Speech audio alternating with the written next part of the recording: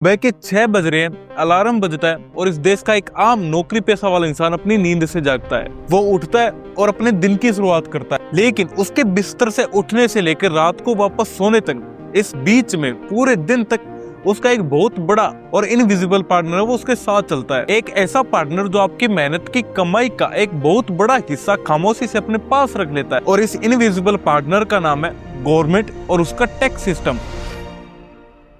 देखिए, बचपन से हमें ये सिखाया जाता है कि अच्छे नागरिक बनो, ईमानदारी से अपनी पढ़ाई करो और एक अच्छी जॉब लगो और अपने देश का विकास करो। और इस डेवलपमेंट में टैक्स सिस्टम भी आता है। लेकिन कभी किसी ने हमें ये नहीं बताया कि इस टैक्स सिस्टम के नाम पर भारत का एक मिडिल क्लास एक चक्रव्यूह में फंस चुका है, जहाँ से वो चाहकर भी बाहर नहीं आ सकता। आज हम किसी राजनेता या कोई पॉलिटिकल पार्टी की बात नहीं करेंगे, हम ऑक्सफैम और फाइनेंस मिनिस्ट्री के जो असली डेटा है उनके साथ डिकोड करेंगे कि भारत के एक आम नागरिक अपनी सैलरी कटने से पहले टैक्स भर देता है, उससे बदले में प्राइवेट अस्पतालों में भारी भरकम बिल और टूटी हुई सड़कें मिलती है। तो आइए इस टैक्स ट्रैप के जाल को समझते हैं।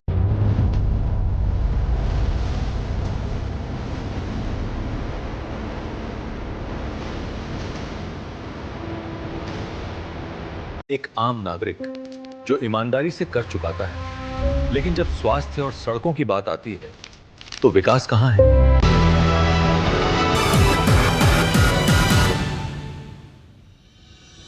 सबसे पहले ये समझते हैं कि टैक्स काम कैसे करता है। और इंडिया में दो तरह के टैक्स होते हैं। पहला है डायरेक्ट टैक्स, जो आपका इनकम टैक्स है और ये सीधे आपकी आमदनी पर लगता है। और दूसरा इनडायरेक्ट टैक्स, जैसे कि जीएसटी, जो आप कोई भी सामान खरीदते हैं तो उसके ऊपर ये टैक्स लगता है। अब इस देश के अंदर एक आम नागरिक की जिंदगी देखिए कि महीने की 1 तारीख को उस व्यक्ति की सैलरी आती है तो गवर्नमेंट को उस व्यक्ति पे भरोसा नहीं होता, इसलिए उसकी सैलरी बैंक अकाउंट में आने से पहले टीडीएस के रूप में उसका सरकार का हिस्सा वो काट लिया जाता है।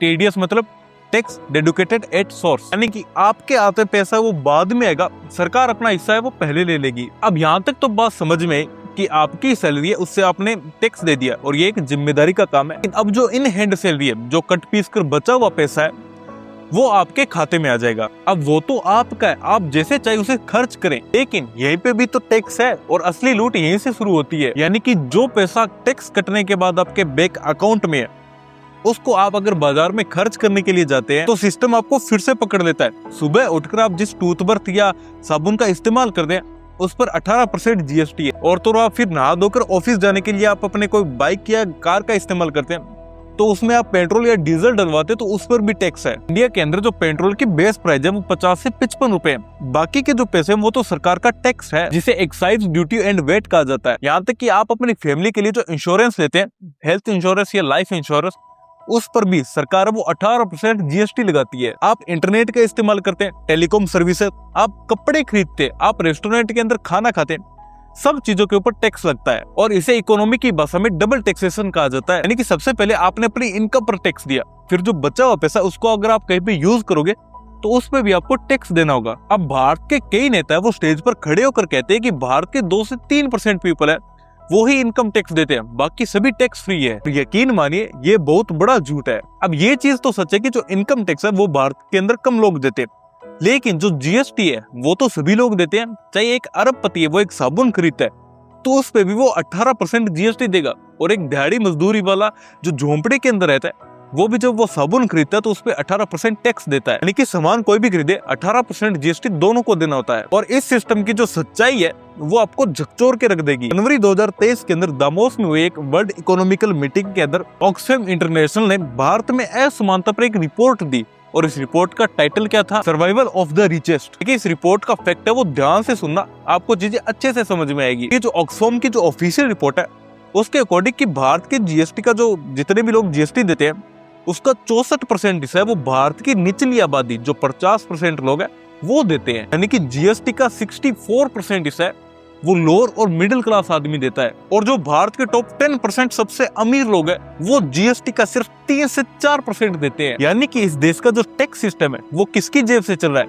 गौतम अडानी या मुकेश अंबानी की जेब से नहीं। यह सिस्टम चल रहा है उस आम आदमी का जिसकी सैलरी 50,000 है, जो ईएमआई भरता है, जो अपने बच्चों के स्कूल फीस देता है और जो हर चीज पे टैक्स देता है। लेकिन अब ख्याल ये आता है कि मिडिल क्लास इतनी बुरी हालत में तो वो आवाज क्यों नहीं उठाता? अब पॉलिटिकल साइंस में इसे टैक्स कंप्लेन इल्यूशन कहा जाता है। यानी कि मिडिल क्लास है वो डरा हुआ है। अगर कोई एक अमीर कॉर्पोरेट है वो 100 करोड़ का लोन नहीं चुका पाता है तो उसके लिए बैंकरप्सी के कानून है और उनके लोन है वो राइट ऑफ कर दिए जाते हैं। लेकिन अगर एक मिडिल क्लास पर्सन की 10,000 रुपए की जो EMI है वो बाउंस हो जाए तो एक रिकवरी एजेंट उनके घर भेज दिया जाता है। और अगर वो एक दिन भी इनकम टैक्स रिटर्न यानी ITR भरने से चूक जाए तो जो भारत का टैक्स सिस्टम है उसमें बहुत बड़ी पेनल्टी लगा देता है। यानी कि सिस्टम ने पेनल्टी और कानून का ऐसा जाल बिछाया हुआ है कि मिडिल क्लास अपनी इज्जत बचाने के चक्कर में, इस डर के चक्कर में टैक्स है वो भरता ही जाता है। सरकार से सवाल पूछने की हिम्मत वो नहीं कर पाता। हम अक्सर फ्रीबीज यानी मुफ्त की रेडियो की बात करते हैं कि जो भारत के अंदर गरीब लोग हैं उनको मुफ्त में राशन मिल रहा है और ये देश के लिए बोझ है। अब गरीबों को तो चलिए 2 वक्त की रोटी मिल रही है, लेकिन इस देश की फ्री में रेवड़ी है वो तो वो कॉर्पोरेट कंपनियां खा रही हैं जो प्राइवेट जेट्स में घूमती है। हमने देखा कि कैसे एक मिडिल क्लास पर्सन है वो टैक्स देता है डायरेक्ट और इनडायरेक्ट तरीके से। हमें ये बताया जाता है कि गवर्नमेंट को देश चलाने के लिए, अस्पताल बनाने के लिए, स्कूल बनाने के लिए, सड़कें बनाने के लिए और भी कई डेवलपमेंट करने के लिए टैक्स की जरूरत होती है, पैसे की जरूरत होती है, तो हमें वो टैक्स भरते हैं। लेकिन क्या ये टैक्स भरने की जिम्मेदारी भारत के हर एक नागरिक पर बिल्कुल इक्वल है? 20 सितंबर 2019 इंडियन गवर्नमेंट ने एक बहुत बड़ा और एक हिस्टोरिकल ऐलान किया। गवर्नमेंट ने रातों रात जो भारत की बड़ी बड़ी कॉर्पोरेट कंपनी है उनका जो टैक्स है वो 30% से घटाकर 22% कर दिया। देखिए इस टैक्स के अंदर सरचार्ज जैसी चीजों को मिला दिया जाए तो ये टोटल 35% होता था और वो इस 20 सितंबर की रात के बाद 25% हो गया। और तो और ये जो नई मैन्युफैक्चरिंग कंपनी है उनके लिए तो ये टैक्स घटाकर 15% कर दिया। सरकार के इस फैसले से जो सरकारी खजाना है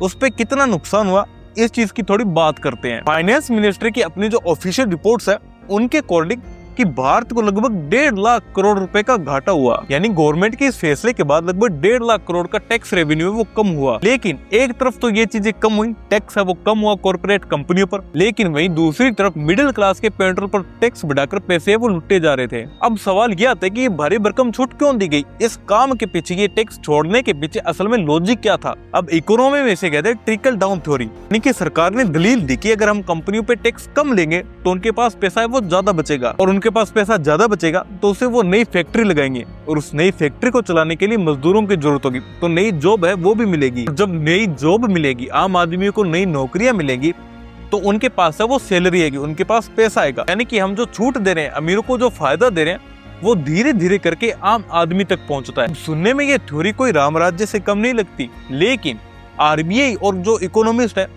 उनकी थ्योरी क्या कहती है, उनकी रिपोर्ट क्या कहती है, इसका भी फैक्ट चेक कर लेते हैं। यानी कि कंपनियों पे टैक्स कम हो चुका था तो क्या उन टैक्स कम होने की वजह से उन कंपनियों ने नई कंपनियां खड़ी की? क्या नई जॉब पैदा हुई? फैक्ट कहते हैं कि उन कंपनियों ने इस पैसे का इस्तेमाल जो पुरानी उधारी थी उसको चुकाने के लिए किया और उन्होंने अपने शेयर होल्डर्स को ज्यादा डिवाइडेड बांटे और जो कंपनियों का प्रॉफिट मार्जिन है वो हिस्ट्री में सबसे ऊंचे पद पर पहुंच गया, एक नेक्स्ट लेवल पहुंच गया। लेकिन जो प्राइवेट इन्वेस्टमेंट, जो रोजगार की बात हो रही थी वो जैसे का तैसा रह गया। यानी कि जो सरकार का फैसला था और इससे ये लग रहा था कि आम आदमी को फायदा होगा, वो तो अमीर कॉर्पोरेट्स है उन्होंने अपनी जेब में रखा और आम मिडिल क्लास पर्सन को मिला ठेंगा। अब यही सेम बात सरकार पे ले लीजिए कि सरकार को जब 1.5 लाख करोड़ रुपए का घाटा हुआ तो कहीं से तो उन्होंने भरपाई की होगी, कहीं से तो उन्होंने पैसे लिए होंगे। तो वो भरपाई किसकी जेब से हुई मुझे यहाँ पे बताने की जरूरत नहीं है। चलो से इंडिया के अंदर एक रूल था कि जो बड़ी कंपनी है वो एक आम आदमी से ज्यादा टैक्स देगी। 2019 के इस टैक्स कट के बाद भारत के अंदर पहली बार एक चमत्कार हुआ। सरकार की कुल डायरेक्ट टैक्स वसूली में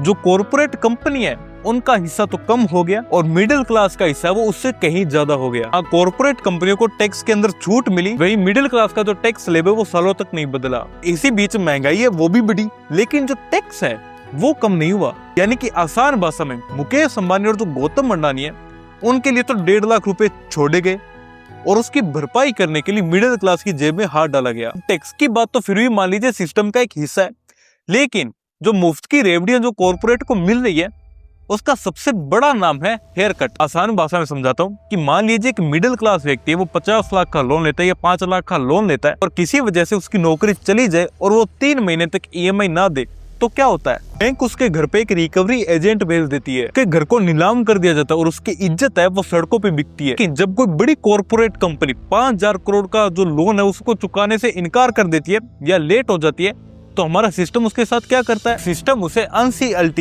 यानी नेशनल कंपनी लॉ ट्रिब्यूनल के पास ले जाती है और बैंक और उस कॉर्पोरेट कंपनी के बीच में एक सेटलमेंट होता है। और बैंक कहता है कि ठीक है, तुम 5,000 करोड़ रुपए नहीं दे सकते तो तुम हमें 1,500 करोड़ दे दो, क्योंकि 3,500 करोड़ रुपए हम माफ कर देते हैं। कई मामलों में तो बैंक ने 70% से 80% हेयर कट लिया है, जैसे वीडियोकॉन ग्रुप, आलोक इंडस्ट्रीज, दीवान हाउसिंग जैसे दर्जनों मामले जहां बैंक ने बहुत बड़ा नुकसान झेला है। बैंक के पास पैसा, वो किसका पैसा है? वो आपका पैसा है, वो मिडिल क्लास का पैसा है, वो उनकी सालों की सेविंग और फिक्स डिपॉजिट का पैसा है। और जब बैंक 3,500 करोड़ रुपए माफ कर देता है तो उस चीज की भरपाई करने के लिए बैंक क्या करता है? और यहाँ पे भी मुझे बताने की जरूरत नहीं है, आपके सेविंग अकाउंट की जो इंटरेस्ट रेट है उसको कम कर देते हैं, आपके एटीएम ट्रांजैक्शन पर चार्ज लगा देते हैं, एसएमएस अलर्ट के 15 रुपए काटने लगते हैं। इस देश की सबसे बड़ी विडंबना यही है, अगर एक आम आदमी 10 लाख रुपए का लोन ना चुकाए तो वो एक क्रिमिनल है।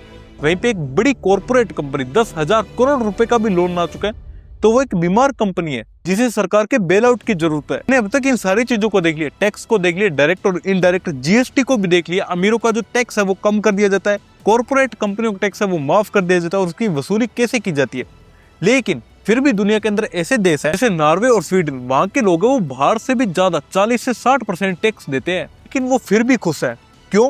क्योंकि वहां के जो लोग हैं उनको इस टैक्स के बदले में सिक्योरिटी मिलती है, सेफ्टी मिलती है, और तो और बदले में उसे सरकार वर्ल्ड क्लास फ्री एजुकेशन देती है, और तो और फ्री हेल्थ केयर देती है। लेकिन हमारे भारत के अंदर क्या होता है? भारत का जो मिडिल क्लास है वो दुनिया के बराबर टैक्स देता है, लेकिन टैक्स देने के बाद जब मान लीजिए वो बीमार होता है तो क्या वो सरकारी हॉस्पिटल में जाता है?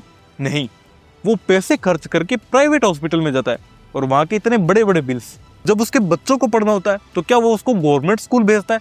नहीं, वो प्राइवेट स्कूल भेजता है, चाहे उसकी फीस है वो लाखों में क्यों ना हो। अब लोग ये भी कह देंगे कि भाई आजकल इंग्लिश मीडियम में पढ़ाने का जमाना है, तो गवर्नमेंट है वो इंग्लिश मीडियम क्यों नहीं बनाती? और अगर कहीं पे बना भी रखे हैं उन चीजों पे ध्यान दो।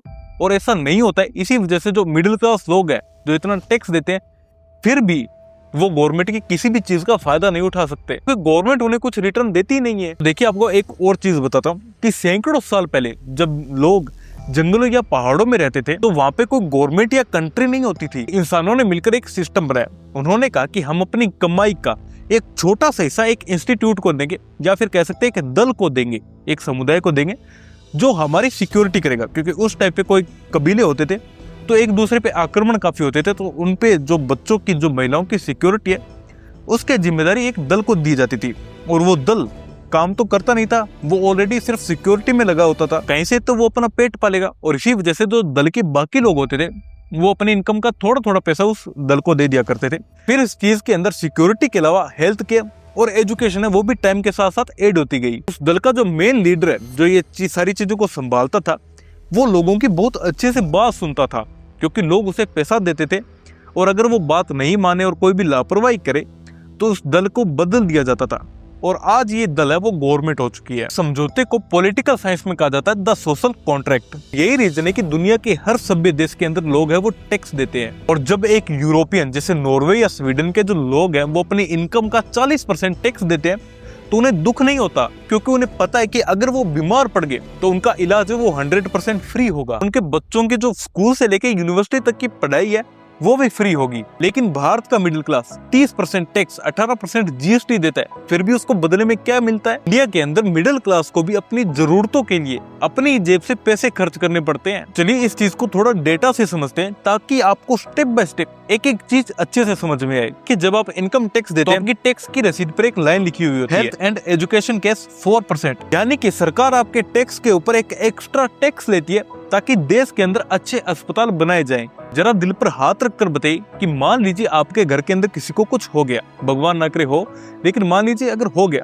तो क्या आप उसे सरकारी अस्पताल ले जाएंगे? हम अपनी पूरी इन्वेस्टमेंट लेकर प्राइवेट हॉस्पिटल की तरफ भागते हैं, कि हमें पता है कि जो सरकारी हॉस्पिटल है उनके अंदर ना तो दवाई है, ना ही बेड है, ना ही कोई प्रॉपर मशीन काम करती है, यहाँ तक कि कई बार तो डॉक्टर ही नहीं मिलते। ये बात मैं अपनी तरफ से नहीं कह रहा, WHO की रिपोर्ट कहती है देश के नागरिक अपनी स्वास्थ्य सेवाओं के लिए अपनी जेब से कितना पैसा खर्च कर रहे हैं, बिना किसी गवर्नमेंट हेल्प के, बिना किसी इंश्योरेंस के। ये जो विकासशील देश है उनका आंकड़ा 10 से 15% है, जो एक डिसेंट है। लेकिन भारत के अंदर ये आंकड़ा है वो 40 से 50% है, और ये दुनिया के सबसे खराब आंकड़ों में से एक है। यानी कि सरकार को एक्स्ट्रा हेल्थ सेंस देने के बाद भी जो देश की आधी आबादी है वो अपनी इलाज अपनी जेब से करवा रही है, उसके अंदर उनको कोई गवर्नमेंट मदद नहीं मिलती, ना ही कोई इंश्योरेंस। भी जानते हैं कि एक बड़ी मेडिकल इमरजेंसी आने पे जो मिडिल क्लास लोग हैं वो बिल्कुल गरीबी रेखा के नीचे आ जाते हैं, क्योंकि खर्चा ही इतना हो जाता है। और क्या यही वो सुरक्षा है जिसके लिए हम टैक्स देते हैं? ये हमारा हेल्थ केयर हो गया। अब आते हैं हम एजुकेशन पर। हर माँ बाप का सपना होता है कि उनके बच्चे वो अच्छे स्कूल में पढ़े, उनकी पढ़ाई वो बहुत अच्छे से हो,